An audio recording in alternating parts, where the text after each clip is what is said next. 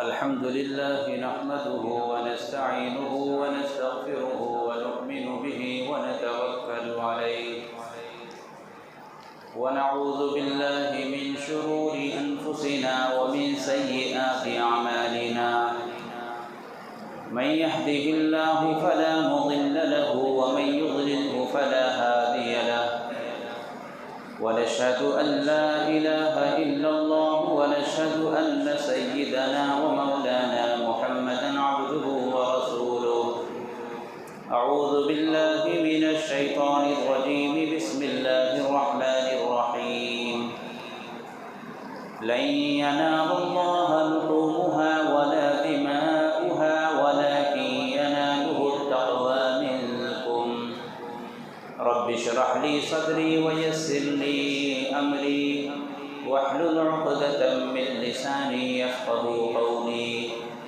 سبحانك لا علم لنا إلا ما علمتنا إنك أنت العليم الحكيم صدق الله العظيم وبلغنا رسوله النبي الأمين الكريم ونحن على ذلك لمن الشاهدين والشاكرين والحمد لله رب العالمين.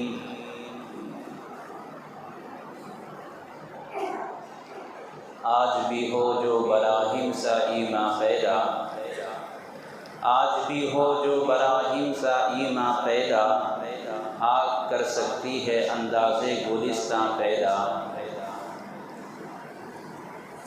اللہ تبارک و تعالیٰ کا بڑا فضل اور احسان ہے کہ اللہ تعالیٰ نے ہم سب کو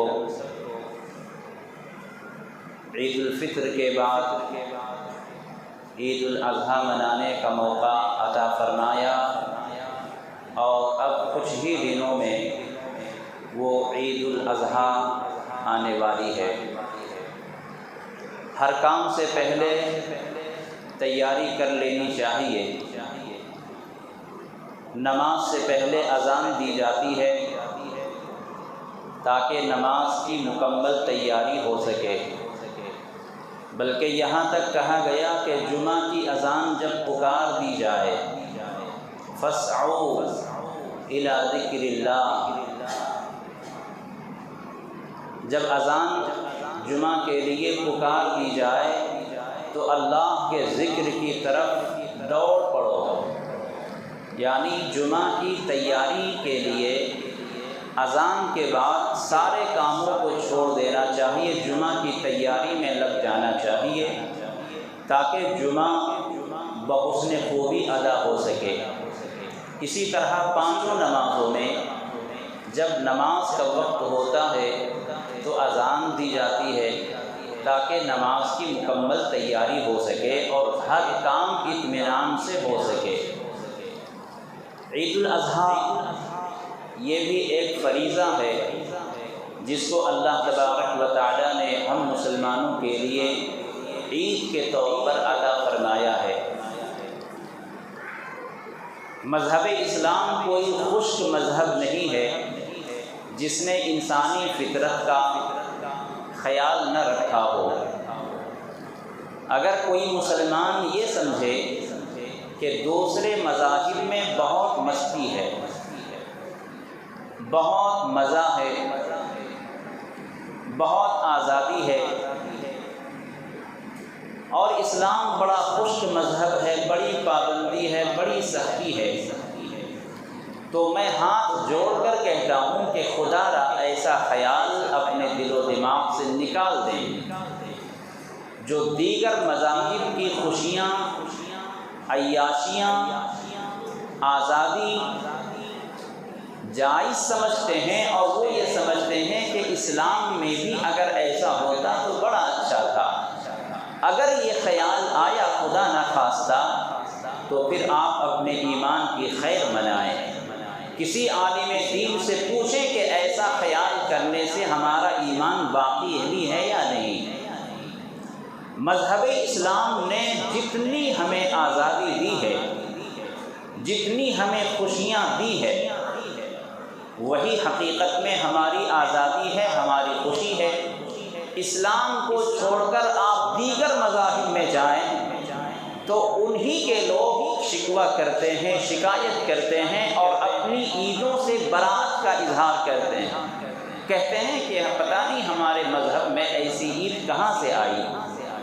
ہولی دیکھ لیجئے، دیگر اقوام میں ہولی منائی جاتی ہے، دیوالی منائی جاتی ہے، جس میں کتنا نقصان ہوتا ہے انسانی جانوں کا، انسانی مالوں کا، صحت کا، ہر اعتبار سے نقصان ہوتا ہے، لڑائی جھگڑے ہوتے ہیں، آپس میں دشمنیاں ہوتی ہیں، لیکن وار مذہب اسلام نے ہمیں وہ عید دی ہے کہ دو دل جو جدا تھے ہمیں آپس میں ملانے کا موقع دیا۔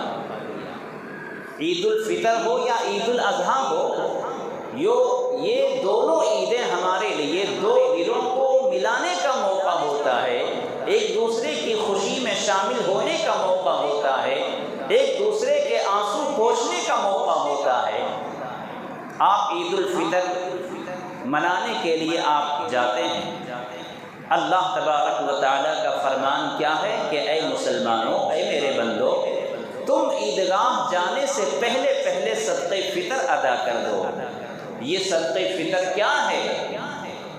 جو غریب ہیں، جو کمزور ہیں، ان کے دلوں کو خوش کرنے کے لیے صدقہ فطر واجب کیا گیا اور مقرر کیا گیا کہ ہماری خوشیوں میں وہ بھی شامل ہو۔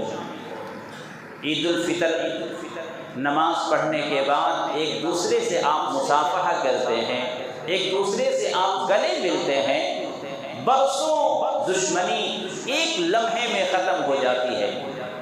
اس لیے کہ اگر عام وقت میں ایک مسلمان جو کسی سے دشمنی رکھتا ہے، کسی سے آپس میں کسی بات کی وجہ سے ٹینشن ہے، تو شیطان ایک دوسرے کو قریب ہونے سے روکتا ہے۔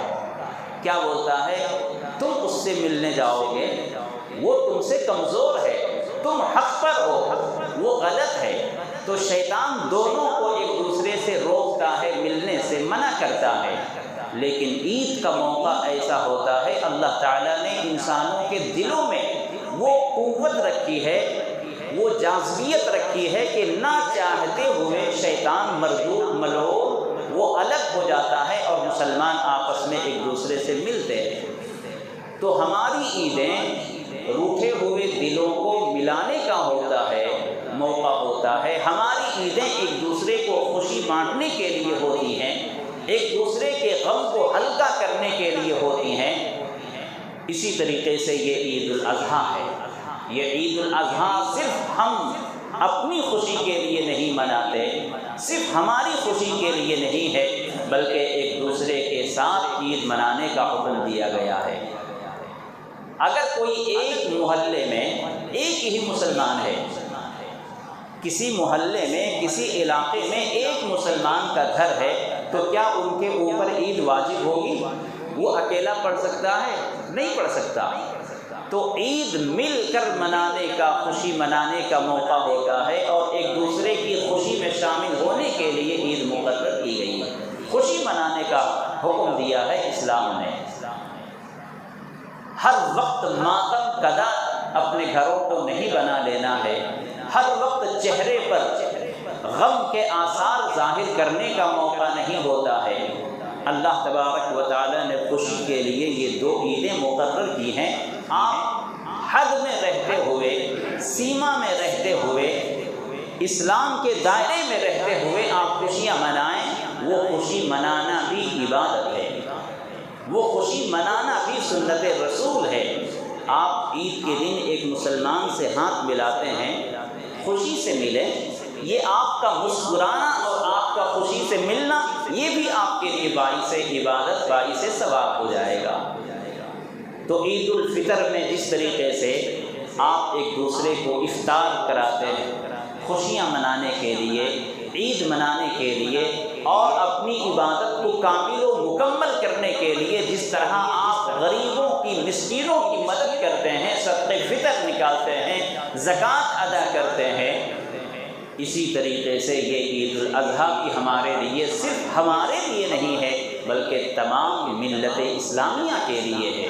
اجتماعیت کا یہ موقع ہوتا ہے، خوشی کا موقع ہوتا ہے، ایک دوسرے سے دلوں کی نفرت کو، دوری کو دور کرنے کا موقع ہوتا ہے۔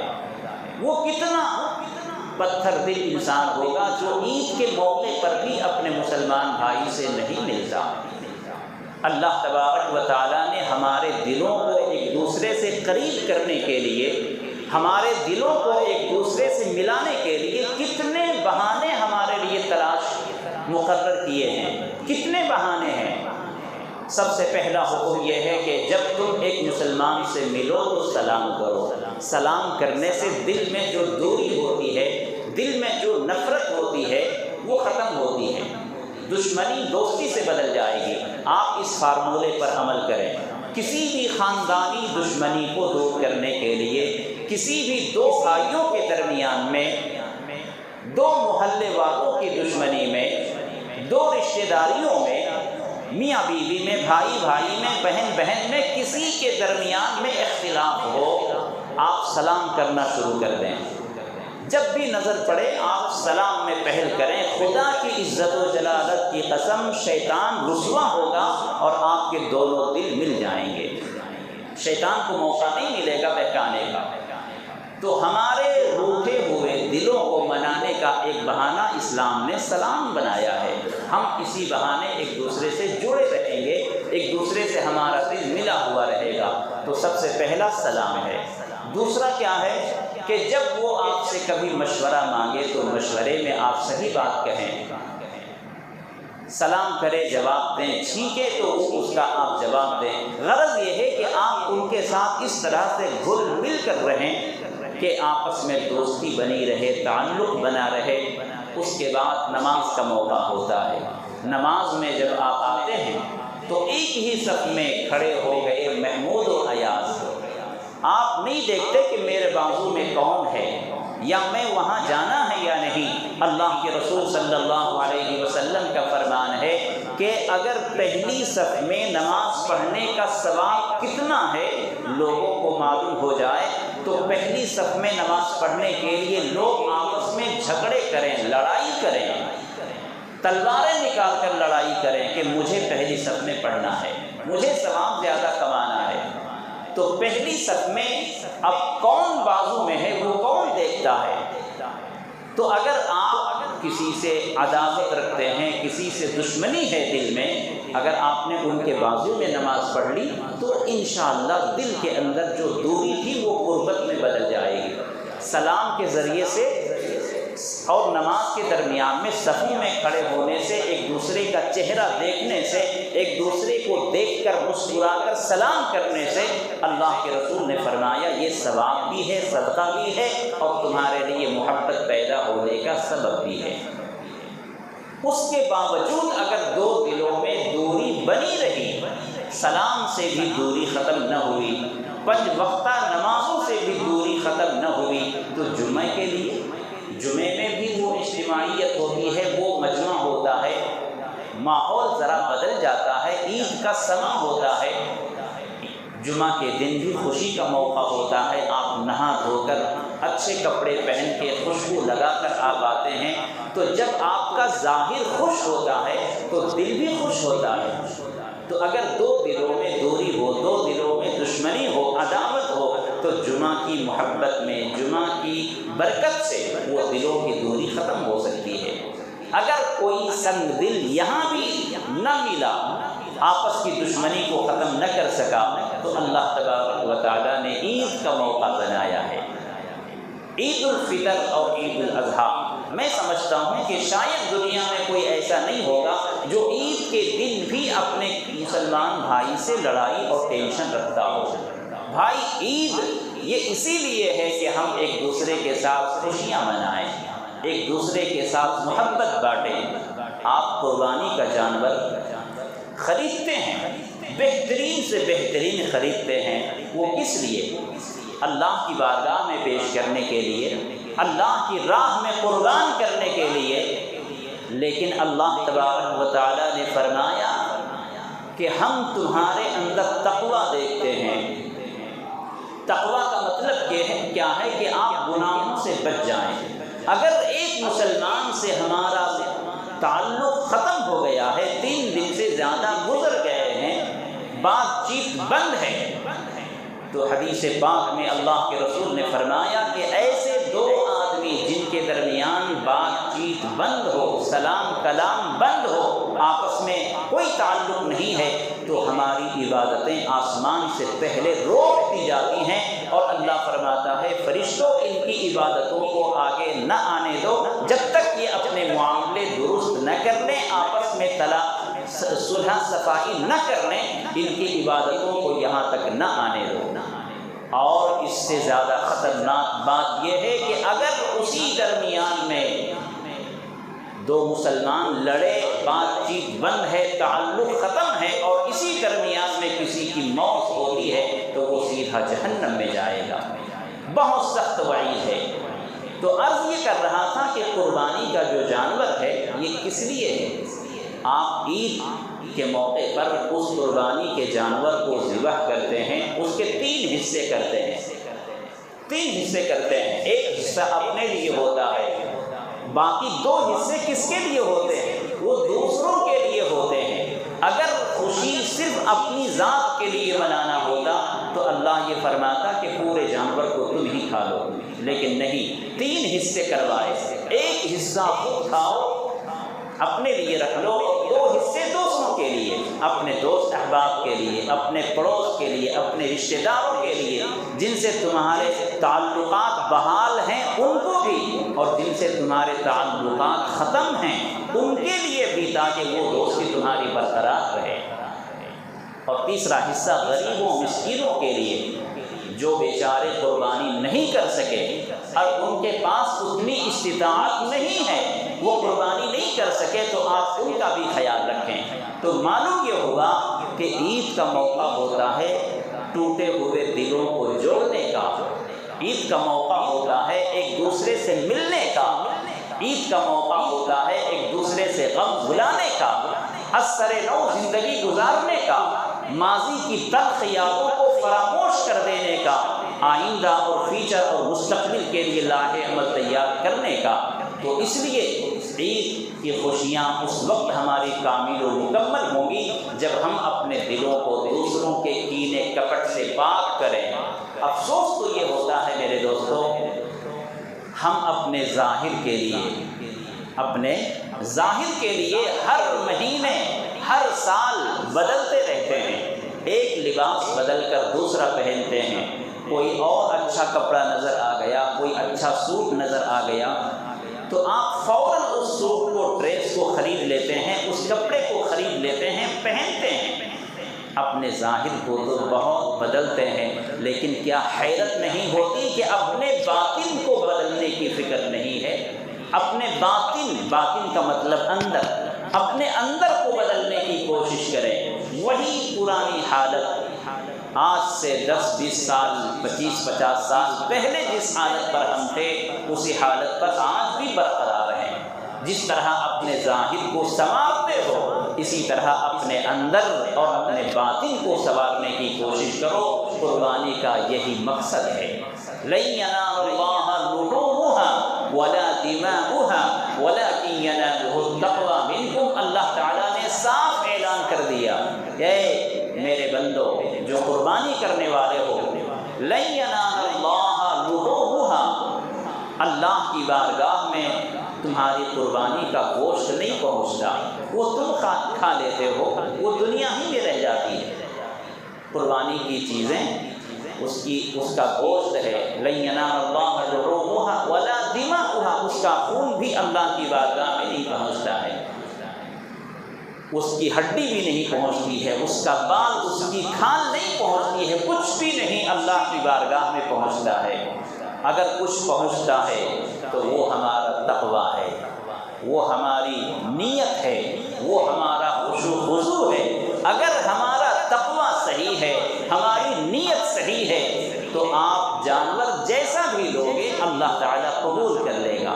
اور خدا نخواستہ 1 لاکھ 1.5 لاکھ 2 لاکھ کا جانور آپ نے خریدا اور نیت صاف نہیں ہے، نیت میں گڑبڑی ہے، نیت خراب ہے، تو اللہ کے پاس نہ اس کا گوشت پہنچے گا، نہ وہ موٹا جانور پہنچے گا، نہ اس کی ہڈی پہنچے گی، نہ اس کی کھال پہنچے گی، ہماری نیت پہنچے گی۔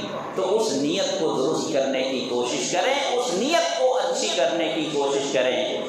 بلکہ یہاں تک کہا گیا، رونگٹے کھڑے ہو جاتے ہیں کہ ہم کس دنیا میں جی رہے ہیں۔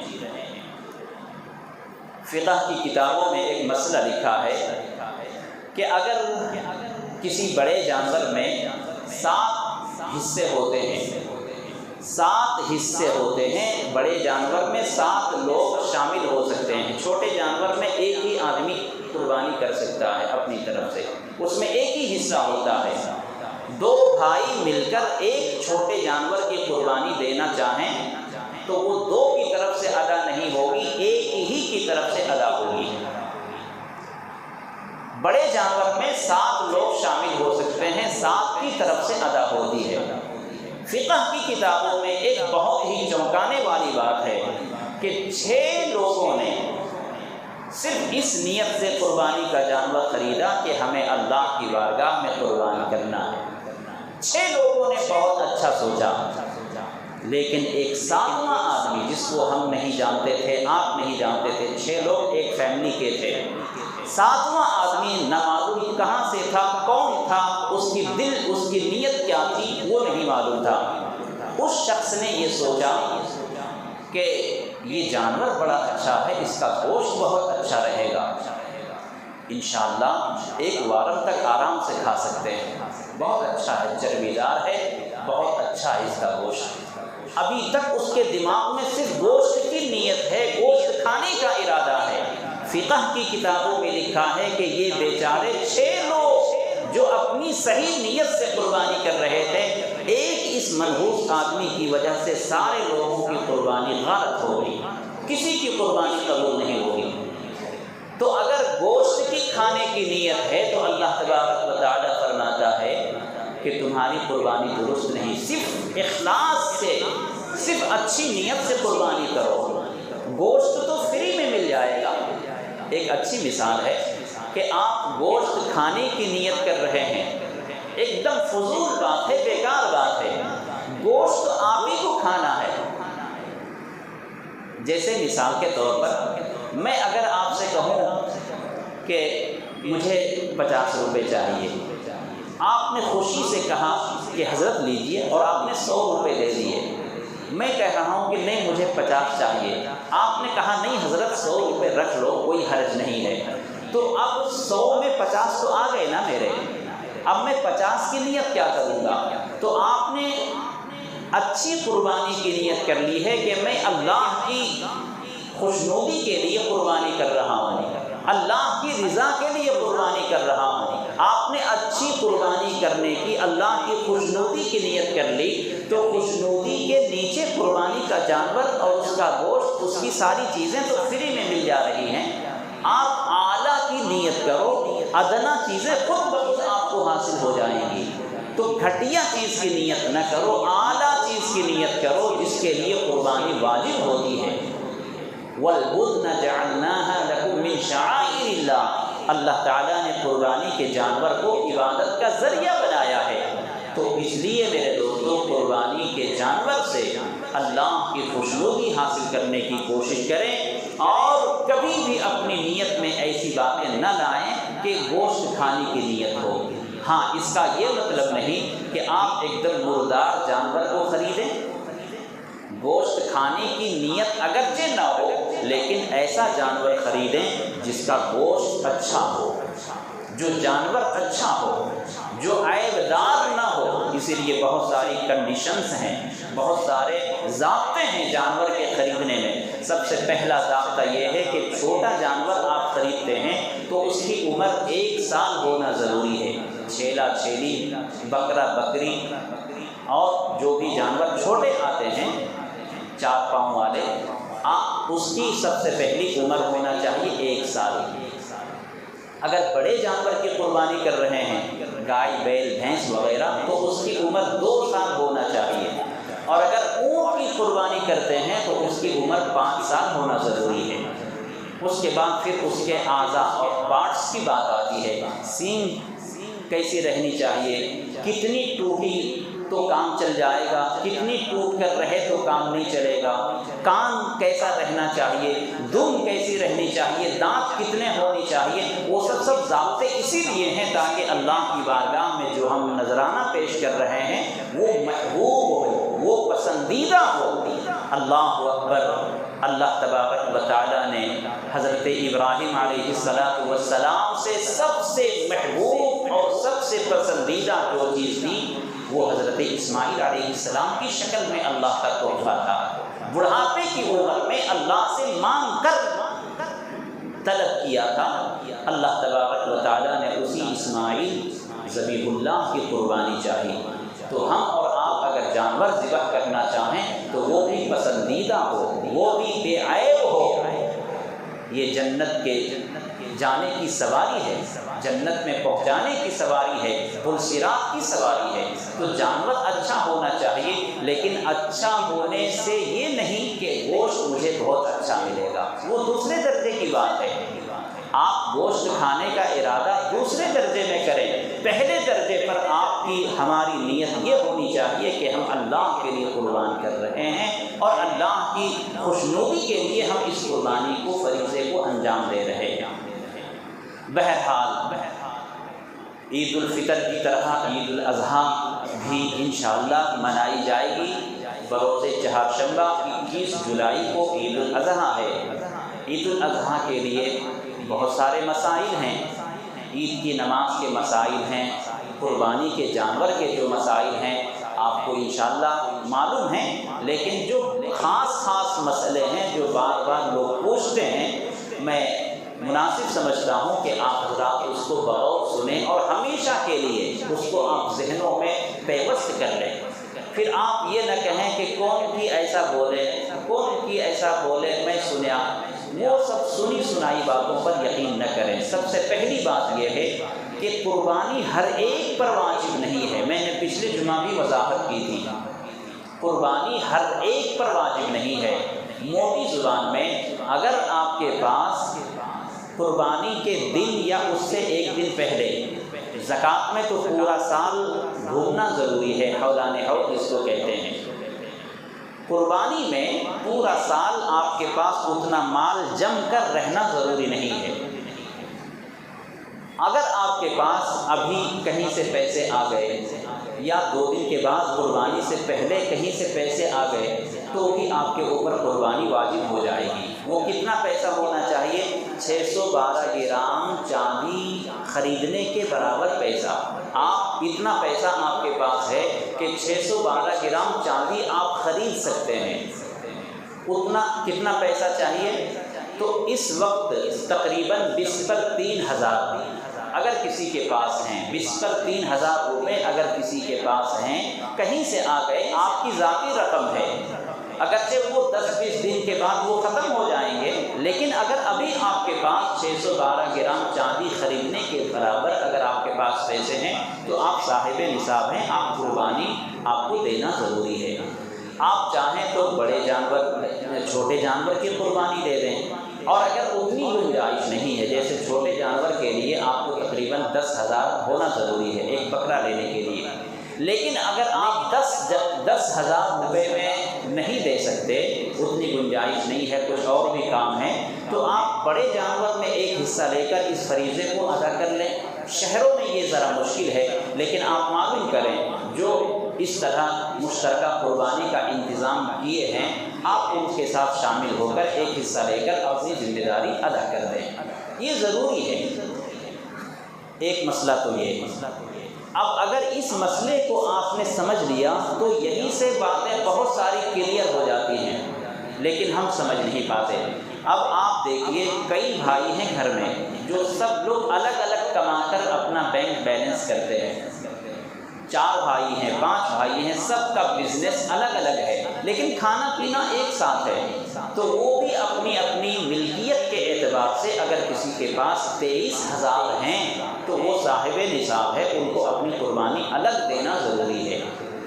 अगर किसी के घर में मरहूम किसी का इंतकाल हुआ है, 1 महीना पहले, 10 दिन 12 दिन पहले, تو بھی کوئی نقصان کی بات نہیں ہے، کوئی حرج نہیں ہے۔ بعض لوگ پوچھتے ہیں کہ حضرت میرے والد کا انتقال ہوا ابھی 10 دن پہلے، کیا میں قربانی دے سکتا ہوں؟ میں کہتا ہوں بہت اچھا موقع ہے، اپنی طرف سے بھی دو اور اپنے مرحوم باپ کی طرف سے بھی دو۔ حضرت علی رضی اللہ عنہ ہر سال 2 قربانی دیتے تھے، ایک اپنی طرف سے اور ایک حضور صلی اللہ علیہ وسلم کی طرف سے۔ تو قربانی اپنی طرف سے بھی دینا ہے، اور اگر آپ کے پاس گنجائش ہے، وسعت ہے، تو آپ مرحومین رشتہ داروں کی طرف سے بھی دے سکتے ہیں۔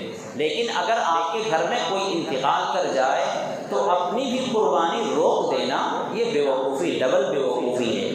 اس لیے اگر کسی کے انتقال پر آپ قربانی کو نہ روکیں۔ اسی طرح اور بہت سارے مسئلے، حضرت میں پہلی بار قربانی دے رہا ہوں تو کس کی طرف سے دینا؟ اللہ کی طرف سے دینا، پھر حضور کی طرف سے دینا، پھر اپنی طرف سے دینا۔ یہ سیریل نمبر جو لوگ لگاتے ہیں ان کو سمجھ میں نہیں آتا۔ ہر قربانی اللہ ہی کے نام پر ہوتی ہے، ہر قربانی اللہ کے نام سے، تو اللہ کی طرف سے دینے کی ضرورت نہیں ہے۔ وہی تو خزانہ ہے جو ہمیں ثواب دیتا ہے۔ اللہ کی طرف سے کیا دینا ہے؟ اللہ ہی کے نام پر قربانی ہوتی ہے۔ انی وجہت وجہی للہ، قربانی کی دعا، ذبح کرنے کی دعا بسم اللہ اللہ اکبر۔ تو ہر قربانی، ہر جانور اللہ کے نام پر ذبح ہوتا ہے، تو اللہ کی طرف سے دینے کی کوئی ضرورت نہیں ہے۔ سمجھنے کا ذرا موقع ہے کہ آپ قربانی کس کی طرف سے دیتے ہیں۔ جس کی طرف سے دیتے ہیں اس کا جو ثواب ملتا ہے آپ ان کو عطا کرنا چاہتے ہیں۔ اپنے مرحوم باپ کی طرف سے کرتے ہیں، اس کا مطلب کہ اے اللہ اس کا ثواب میرے مرحوم باپ کو دے دے۔ حضور کی طرف سے کرتے ہیں، اے اللہ اس کا ثواب ہمارے آقا کو پہنچا دے۔ اللہ کی طرف سے کریں گے تو کیا اللہ کو ثواب چاہیے؟ تو سمجھنے کا ذرا یہاں مقام ہے۔ تو اللہ کی طرف سے دینے کی ضرورت نہیں، ہاں حضور کی طرف سے دینے کی محبت کی بات ہے، ضرورت ہے۔ لیکن اگر آپ نے حضور کی طرف سے قربانی نہیں دی تو اللہ کی طرف سے قیامت کے دن نہیں پوچھا جائے گا۔ اگر اپنی طرف سے قربانی نہیں دی تو اللہ کا یہ فریضہ باقی رہ جائے گا اور آپ سے پوچھا جائے گا۔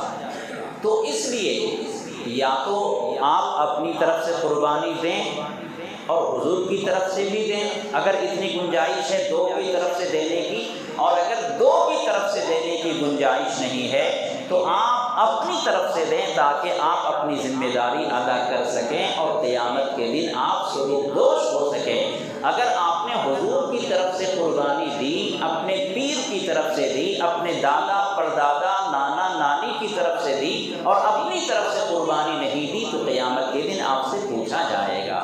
ثواب ان کو ملے گا لیکن آپ کی قربانی باقی رہ جائے گی۔ تو اس لیے یہ ضروری مسائل تھے جو بار بار لوگ پوچھتے ہیں۔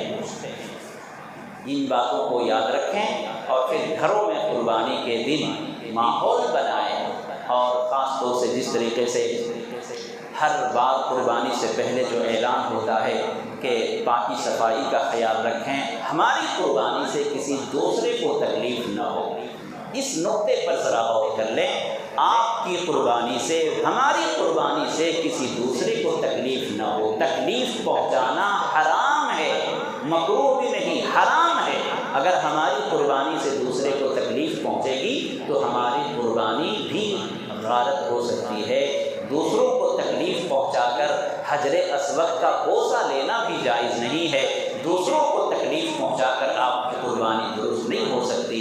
اس لیے غیروں کے علاقے میں یا اپنے علاقے میں ہماری قربانی سے کسی کو تکلیف نہ ہو۔ قربانی کے جانور کی حفاظت کرنا، اس کی دیکھ بھال کرنا، یہ آپ کی ذمہ داری ہوتی ہے۔ آپ نے راستے پہ جانور کو باندھ دیا، گزرنے والے کو تکلیف ہو رہی ہے تو آپ غلط کر رہے ہیں۔ قربانی کا جانور یقیناً قابل احترام ہے، لیکن اس کا یہ مطلب نہیں کہ آپ شارع عام پہ اس کو باندھ دیں۔ اس لیے ان چیزوں کی بہت زیادہ خیال رکھیں اور ان چیزوں کا لحاظ رکھیں۔ انشاءاللہ عید الاضحیٰ کی نماز حکومتی گائیڈ لائن کے اعتبار سے اگر عیدگاہوں میں اجازت مل گئی تو عیدگاہوں میں ہوگی، نہیں تو عید الفطر کے طور پر مسجد میں ادا کی جائے گی۔ نماز کا اعلان انشاءاللہ بعد میں آئے گا۔ اللہ تعالیٰ سے دعا کریں اللہ تعالیٰ ہمیں اور آپ کو اور پوری دنیا کے مسلمانوں کو اس عید الاضحیٰ کی کما حقہ و حسن خوبی ادائیگی کی توفیق